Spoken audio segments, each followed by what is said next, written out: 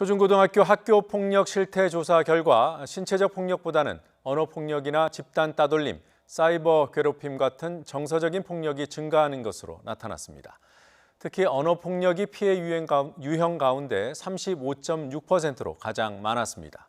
취재기자 연결해서 알아보겠습니다. 한영규 기자. 네, 한영규입니다.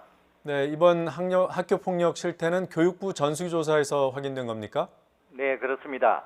교육부는 지난 4월 1일부터 30일까지 온라인을 통해 초등학교 4학년부터 고등학교 3학년 재학생 410만 명을 대상으로 학교폭력 실태조사를 실시했습니다.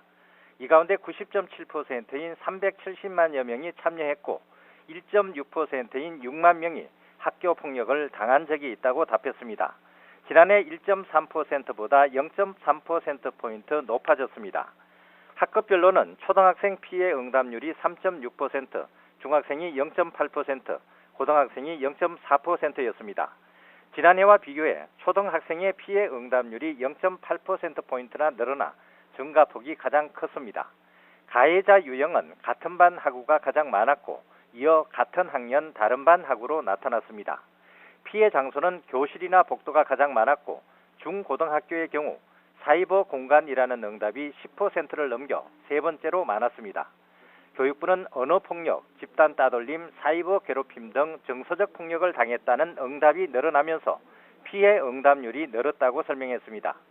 피해 유형을 학생 1000명당 응답 건수로 보면 언어폭력이 8.1건으로 가장 많았습니다. 이어 집단 따돌림, 사이버 괴롭힘 등의 순이었습니다. 집단 따돌림 피해는 2013년 이후 1000명당 서너 건 수준을 유지하다 6년 만에 1000명당 5건을 넘었습니다. 특히 집단 따돌림이 다른 학교 폭력으로 이어지는 경향이 뚜렷했습니다. 집단 따돌림 경험 학생의 41%가 언어 폭력을 경험하고 15%가 사이버 괴롭힘을 경험한 것으로 조사됐습니다. 반면 신체 폭행의 비중은 지난 2017년부터 지속적으로 낮아지고 있습니다. 교육부는 2학기에 학생 15만 명을 표본으로 뽑아 2차 학교폭력 실태조사를 실시하고 연말에 학교폭력 예방대책 기본계획을 발표할 계획입니다. 지금까지 행정부에서 전해드렸습니다.